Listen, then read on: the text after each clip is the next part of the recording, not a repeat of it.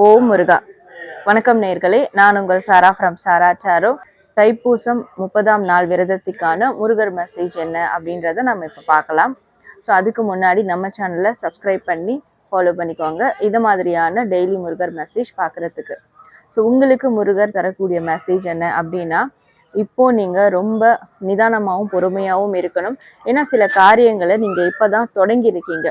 So தொடக்கத்திலே நீங்க அந்த பலனை எதிர்பார்க்கறதும், அந்த முடிவுகளை எதிர்நோக்கி சில காரியங்களை முன்னெடுத்து அவசரமா எடுத்து வைக்கிறதும், இதெல்லாம் செய்யவே கூடாது.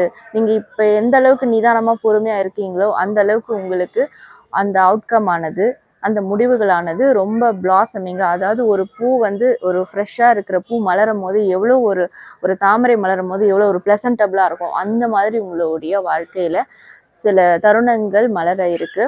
ஸோ இப்போ நீங்க எடுத்திருக்க காரியங்கள்ல பொறுமையோடையும் நிதானத்தோடையும் நீங்க செயல்படணும்.